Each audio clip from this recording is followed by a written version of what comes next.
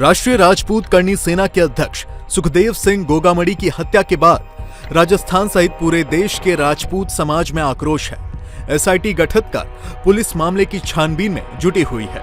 गोगामड़ी की हत्या करने वाले दोनों आरोपी रोहित राठौड़ और नितिन फौजी पर 5-5 लाख रुपए का इनाम घोषित कर दिया गया है।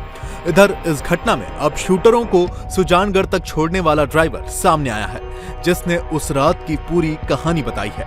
तो चलिए सुनते हैं ड्राइवर ने क्या कुछ कहा है। वो पीछे वाली सीट पे बैठ गए थे दोनों। रास्ते में वो बोल रहे कि हमें कभी चूरू छोड़ दो, सालासर छोड़ दो, हिसार छोड़ दो। तो मैं बोला भैया आपको एक बार बता दो जाना कहाँ है।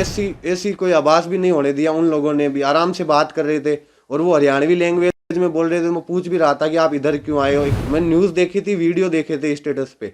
तो स्टेटस को जैसे जूम किया तो मुझे लगा कि ये तो रात वाले लड़के हैं जिनको ड्रॉप किया था।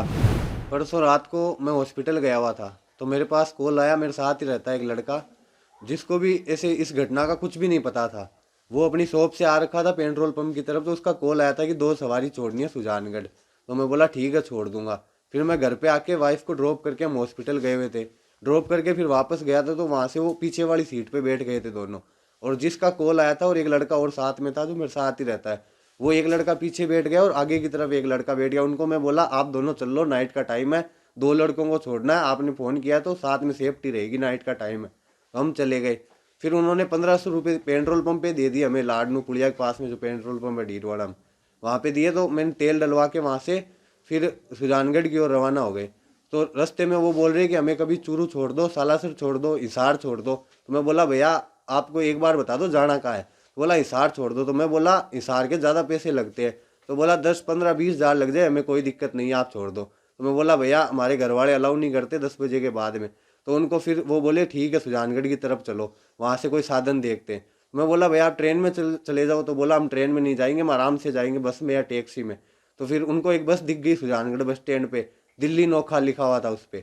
तो वहीं उन्होंने गाड़ी रुकवा ली और उसी बस की तरफ वहाँ कंडक्टर से बात करने लग गई कि हमें हिसार जाना है। तो उनको वो बोला कि हिसार तो नहीं जाएंगे। तो फिर वो धारवाड़ा की ऐसी कुछ बात करने लग गए। तो आपको कहीं कोई आभास नहीं हुआ कि इतने बड़े अपराधी इतना बड़ा अपराध करके आए हुए हैं? नहीं सर, ऐसी कोई आवाज भी नहीं होने दिया। उन लोगों ने भी आराम से बात कर रहे थे और वो हरियाणवी लैंग्वेज में बोल रहे थे। मैं पूछ भी रहा था कि आप इधर क्यों आए हो। एकदम नॉर्मली फ्रेंडली बात करते हुए जा रहे थे। फिर थोड़ी देर बात किए, फिर वो चुपचाप बैठ गए। तो फिर हम भी नॉर्मल होके फिर गाड़ी चलाने लग गए। और जैसे ही मतलब लाडनू के पास आने लग गए तो बार बार में बोल रहे थे कभी सालासर, कभी सुजानगढ़, कभी हिसार, कभी चूरू, ऐसे बोल रहे थे। तो फिर हमने वहीं सुजानगढ़ में ड्रॉप कर दिया था उनको। आपको कब पता चला कि वो इतने बड़े अपराधी थे? सर जब मैं रात को आया था, लेट आ गया, 11:30 हो गए थे आते आते। तो दूसरे दिन जब मैं उठा था तो हमारे शॉप पे कोई नहीं गया था। तो मैं बोला गए क्यों नहीं। तो बोला आज मार्केट बंद है, किसी का हत्याकांड हुआ है वहाँ पे। तो मैंने न्यूज़ देखी थी, वीडियो देखे थे स्टेटस पे। तो स्टेटस को जैसे जूम किया तो मुझे लगा कि ये तो रात वाले लड़के हैं जिनको ड्रॉप किया था। तो फिर मैंने अपने घर पे बताई थी सारी घटना कि ऐसा हुआ था और इनको मैं ड्रॉप करके आया था।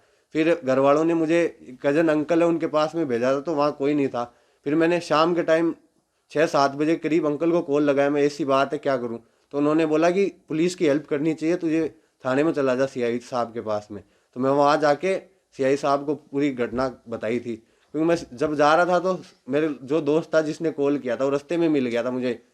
तो उसके पास में खड़ा था तो वहाँ पुलिस की गाड़ी आई थी और हम दोनों को वहाँ से एसपी ऑफिस ले गई।